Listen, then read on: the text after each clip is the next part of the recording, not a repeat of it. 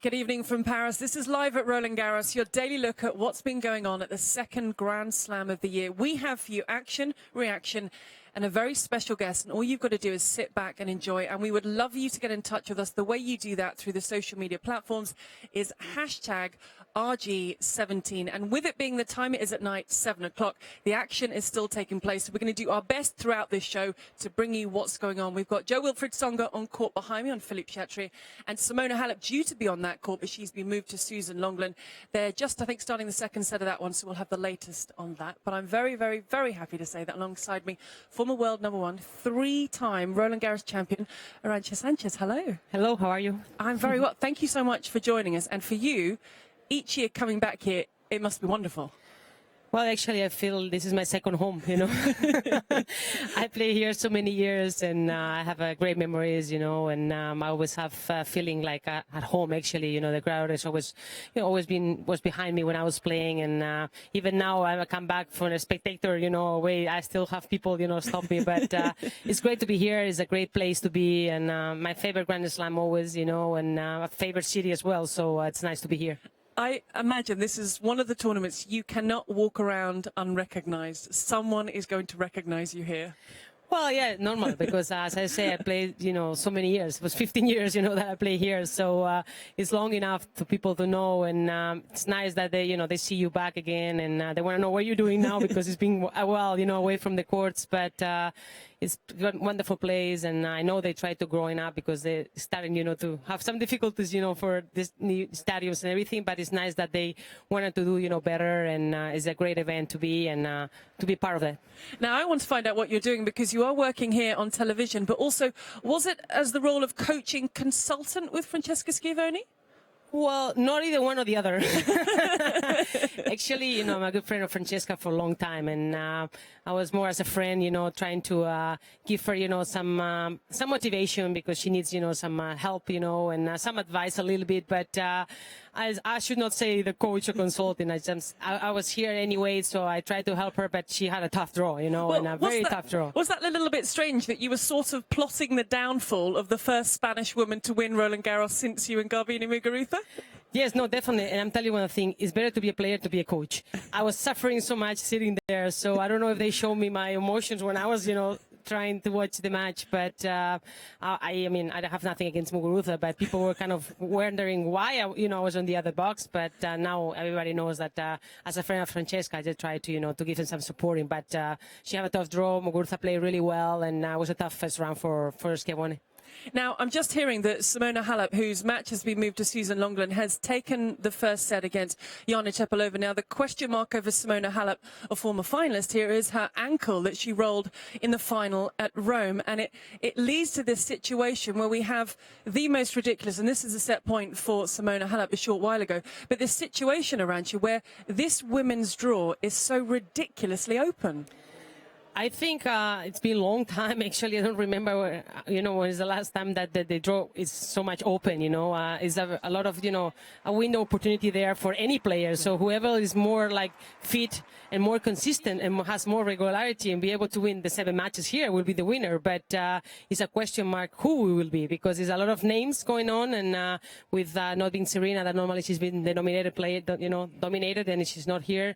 And Sharapova either, you know, and Azarenka either. So it leaves the opportunity for anyone. And definitely it's interesting for women's tennis to see who will be the winner this year. There's a lot of names, but I don't know which one to say, actually. I am going to ask you. One person who won't be winning it is Johanna Konta. She is the world number 8. She's the 7th seed. And she fell in 3 sets to Su Wei-Shea on the main court. And it's interesting. People say she can't play on clay. She doesn't like to play on clay. And she has said, no, I do like to play on clay, but it doesn't look very natural for Johanna Konta. I think maybe, you know, probably she's not feeling so comfortable, you know, in her head, but she has definitely the game. I mean, I think that maybe she just, you know, has to believe more, you know, with her, you know, conditions. And definitely I was very surprised, you know, that she lost. And but maybe it was not her day either. And the other player played, you know, better in the important moments. But I think that she can do well on clay as well. I'm also hearing that Eugenie Bouchard has won her match today. It is an incredible situation, and it feels like we saw Kristina Mladenovic came through a really tough, nearly 3-hour match, and she had back problems. But the player has to have the confidence, and they have to have the belief that they can win. You know better than anybody that belief to take you through these 2 weeks. Yes, because, I mean, I think on clay everything is different, you know, than maybe other Grand Slam. I think that, you know, the points are longer, the rallies are longer, and the surface, you know, as well, you know, it can change a lot if it's sun or if it's raining here in Paris. So a lot of things, you know, you have to be having in your mind as well that it can change from one day to another. But as you say, the one who will be more consistent and the one who will play better tennis and take her opportunities, be more aggressive, and take better the pressure, you know, that is going on, you know, between the matches as well, and put her game together, will be the winner. One more name I'm just going to put out there now is Elina Svitolina. Now, she beat Simona Halep in the final in Rome. The question mark next to her, and she came through her match easily today, seems to be, oh, she's too young, she's too inexperienced. But from someone who was 17 when they won the French Open, how would you answer those critics? I should say that maybe in our era was more typical, most common, you know, that a young player, you know, we're winning Grand Slams. But this was not happening, you know, very often anymore. But I should say that she's probably the most consistent player, you know, from this year, because she won 4 tournaments already. So she has a lot of confidence going, you know, into the big matches, and she's playing well. And with the wins that she had, you know, coming up and winning in Rome, I think definitely she's one of the favorites to do very well here. And she just have to take it, you know, match by match, because that's the most important. And take the pressure away and just play and do what she knows best, you know, play good tennis and then win. I saw an interview with you, I heard an interview with you before the tournament started, and you were picking your favourites. I think you picked 5 women. Did you ever just land on one woman to win this title, or are you still at around 4? I mean, I give 4 or 5. I remember that they asked me because I didn't know who to pick, but I didn't put it by order. I just say the names because I think that's where can be the, you know, the possibility for the players to win. And I still with those 5 names that You're sticking with the 5 for now. Yeah, but I mean, even if you ask me now, I don't know which one to pick. But I might even ask you in a little bit, but I'm going to give you a little bit more time because I want to join Nick McCarville. Now, Nick, where are you this evening? Gigi, I'm outside court, Suzanne Lenglen, and you're trying very hard to get Arantxa Sanchez to give you a pick, but so far, no dice. I'm giving it. Look, I've got it down to 5 names, and I think I can get it down to 1 by the time she leaves. Well done. Outside here on the grounds, Gigi, just a buzz about this Parisian day. Beautiful as we move into the evening. But Arantxa, while we've got you in the studio, it made me think outside here on court, Suzanne Lenglen, about probably one of the most iconic matches you ever played. 1998, 4th round, Serena Williams. You're down a set in 2-5, and who comes back and wins that match? You. I want to know about your memories of it, because Serena has said in interviews it's the one match that she regrets in her career. Well, it's a good question, you know, and thanks for reminding me that. I know that I'm more happy than Serena, that's for sure.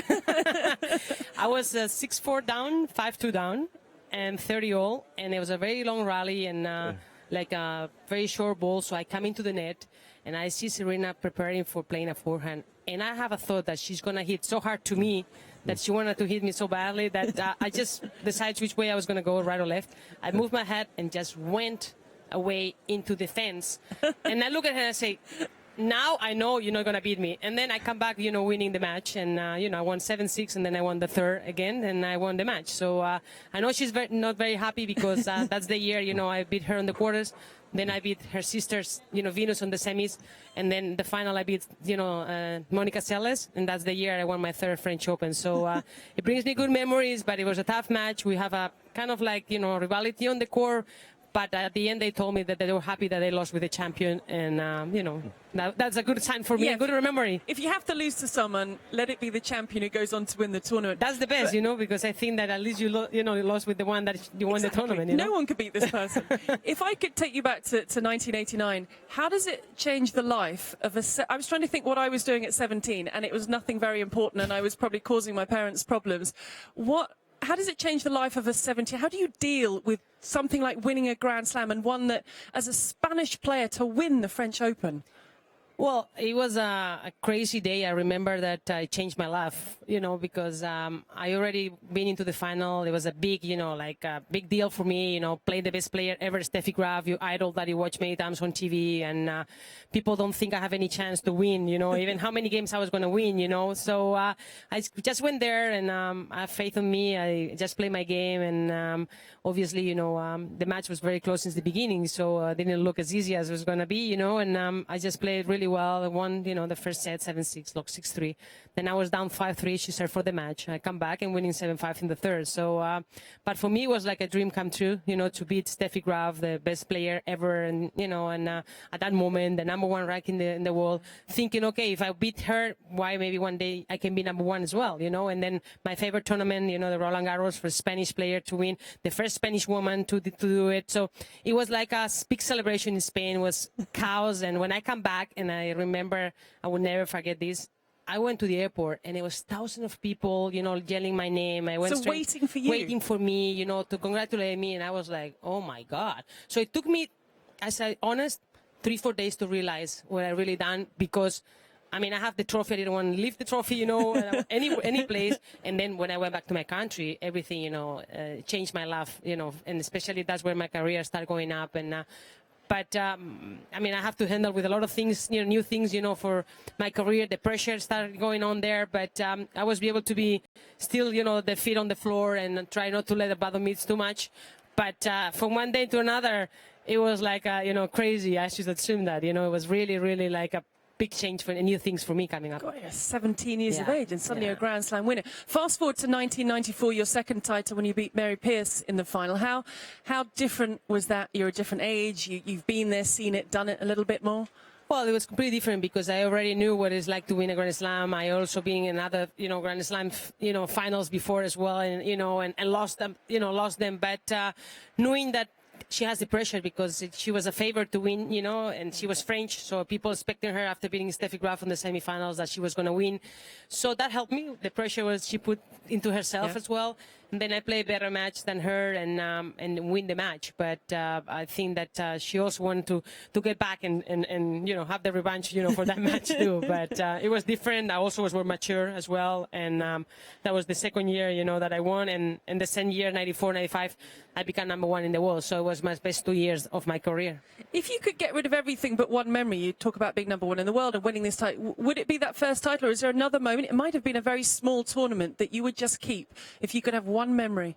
Well, I remember, when you win your first tournament as a WTA, I was very young, and I won the tournament in Brussels. I remember it was $100,000, but it was a big one, to win. And I beat the top 20 already in the world there. So I know that you can, if you win the best players, one day you can go there. But I have a great memories because I always have a good matches against, battles against Steffi, Monica Seles, and very good players. But if I would have to change one thing maybe, and I sometimes thinking that I wanted to have on my career, is the final that I lost at Wimbledon at 95. That was something that I think that not either Steffi or I have to lose that match because we both play unbelievable match. Yeah. And I remember that 5-0 game in the third set, the last 29 minutes, and killed me. And at the end, I have to see the plate going again, back to Steffi, and I get my plate, and I'm like, dang it.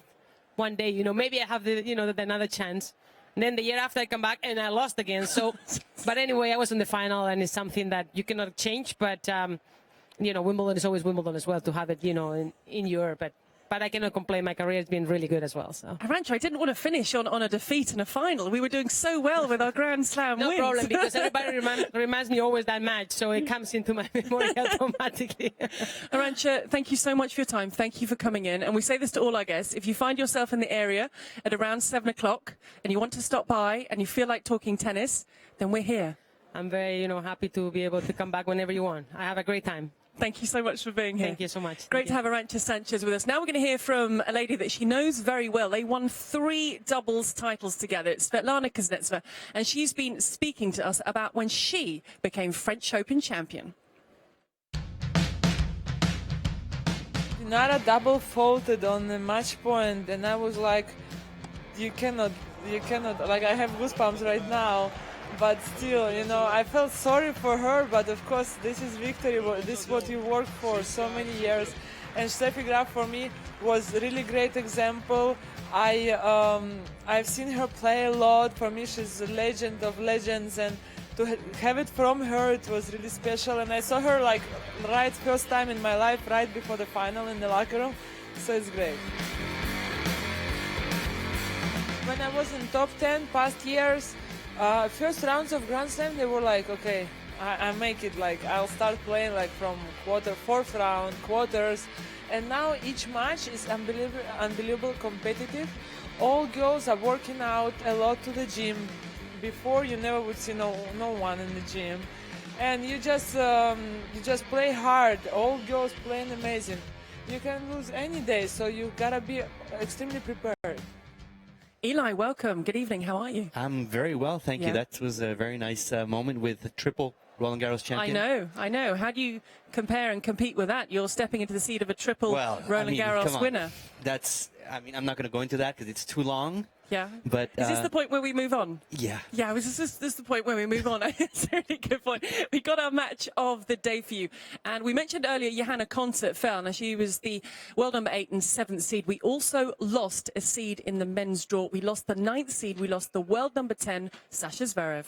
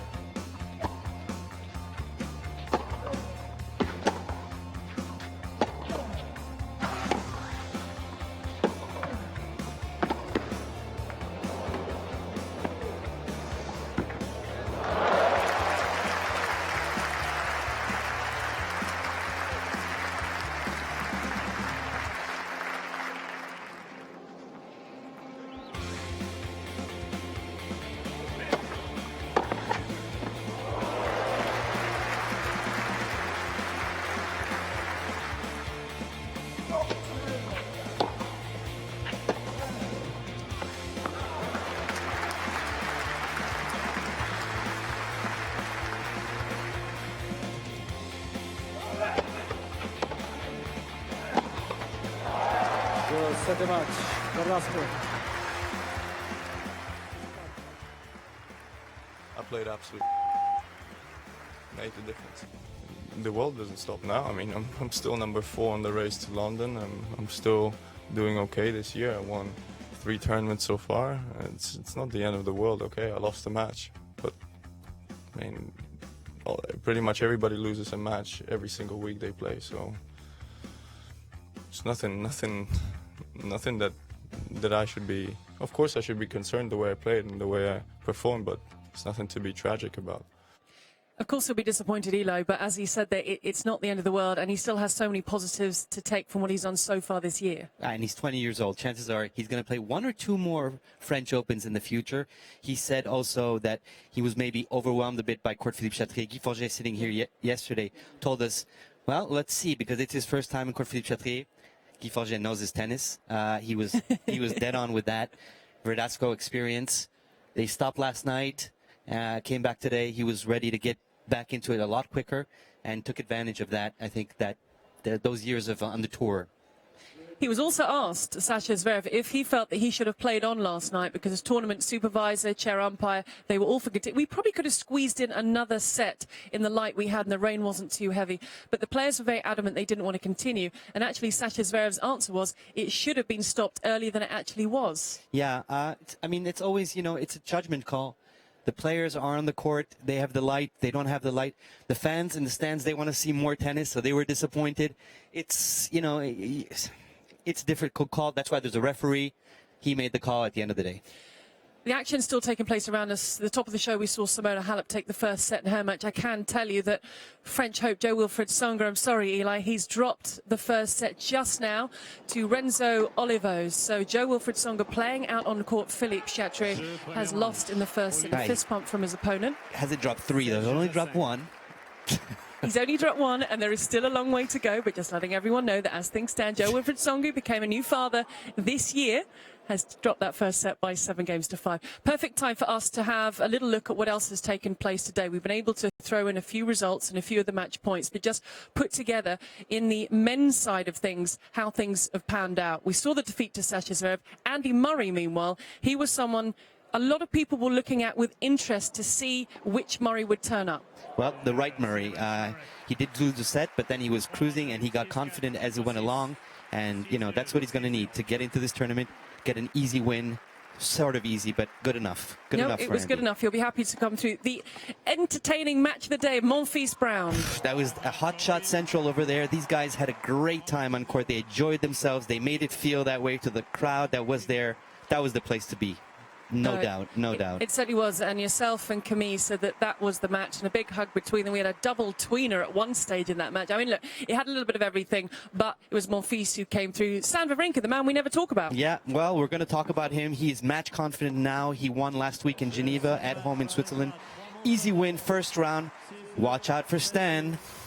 You always have to watch out from Stan. He was playing a qualifier and got off to a really fast start, and the focus was there with Stan Wawrinka, and as was the result, and he'll be very happy with his afternoon's work. Kei Nishikori has been troubled by wrist injuries. He was playing the returning Thanasi Kokkinakis. Yeah, I mean, a tough one. Also dropped a set there, Kei Nishikori. He always has something a little bit wrong. He's not always at 100%. That's maybe his difficulty, but came through after dropping a set to win the next three and qualifying to round two. Kei Nishikori. Always going to be a dangerous player to face in the draw. And good to see Kokkinakis back fit and playing. Del Potro out on court 6. I spoke to him afterwards. He said, I loved being here and I loved being on court 6. Yeah, great story. Juan Martín del Potro had not played at Roland-Garros, Gigi, since 2012. Incredible. 2012. He's back. Very easy win over countryman Guido Pella. And Nick Kyrgios, always entertaining. There's always a big crowd, as you can see, and it was a very easy win for the Australian. Yeah, when Nick Kyrgios decides to turn it on, it's always tough to be on the other side of the net against Cole Triber. First top 50 win for Nick Kyrgios at the French Open. First time he beats a player in the top 50, which is crazy to think that, but that's the truth. And don't forget, if you'd like a full roundup of who has done what, and there are still matches taking place, go to RolandGarros.com. Now, we were lucky enough to have former Wimbledon champion Marion Bartoli join us in the studio a little bit earlier. She spoke about a number of things, including the really tough year that she has had to fight back from. After everything I went through last year, which was really scary for me, I have to say, the most scary time of my life, to be honest, everything I went through last year was just horrible. I just feel during that time, tennis in a way saved me to be here last year, to be at Wimbledon as well. So I have always this sort of fire inside me. But I think for now it's just a dream. But I don't know. It's just something I still have into my soul and my mind to go and play tennis. I don't know if I can do it professionally again. But you're considering it? But I know it always been there inside me. I love to play.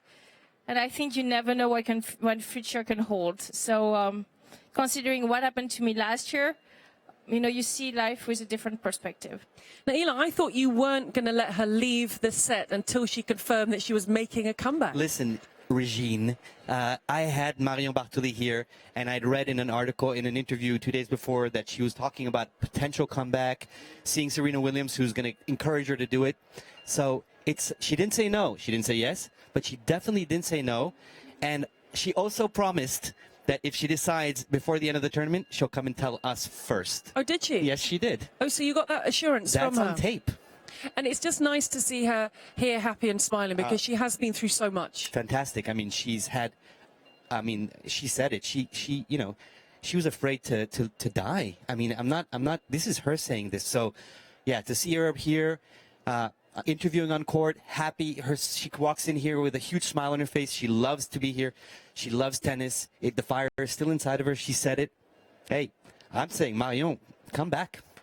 Okay, so Come back. you're starting the campaign for Marion Oh, yeah. Bartoli to come back and play tennis. Apparently, if she decides on a comeback in the next couple of weeks, she'll be telling us here on live at Roland-Garros, so you never know. But we will be speaking to her throughout the tournament together with Fabrice Santoro as they carry out those on-court interviews, and we get their picks and look ahead to some of the matches that are coming up over the course of the next couple of weeks. I think it's time we checked in with Nick McCarver, because, Nick, there's still so much tennis taking place, and there are still so many people out and about. Are you in the same place, or have you moved around a little bit? No, I'm still outside court, Suzanne Longland. Now, I need to clarify, Gigi, did you get a pick from Arantxa Sanchez? Oh, No, she this didn't. is where we're going. Okay. I just need to clarify. I'm outside court, Suzanne Longland. A little comeback being made by Jana Čepelova. We're even in the second set against Simona Halep.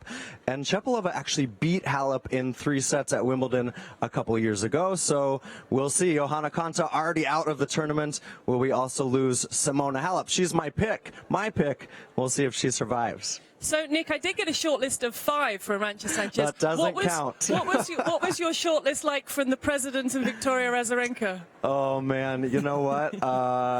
There was no short list, but you got to get just one pick. And mine, Simona Halep, doing some work for the women's draw against Jana Čepelova right now. Thank you very much, Nick McCarver. I have a feeling that this is going to carry on throughout this tournament. Now, Eli and I are going to start looking ahead to tomorrow. We're going to have the order of play on the main courts for you a little bit later, but we wanted you to hear from a couple of players who'll be taking to the courts tomorrow. Grigor Dimitrov, but firstly, a man who Guy Forget, tournament director, he said one day, and he bet dinner on this, one day this man will win the French Open, Dominic Thiem. Here in the draw are 128 amazing players, so it's I'm not allowed to think very far, so I'm just thinking about from round to round, because yeah, if you don't play good, every match can be your last.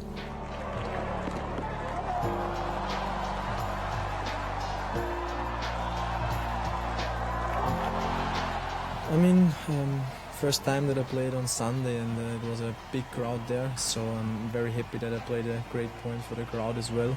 And this kind of points, it has to happen, you cannot plan it. So when I saw the chance, of course I played the tweener. That it goes this way, of course, is also a little bit lucky, but yeah, I guess the hot shot of the day is mine.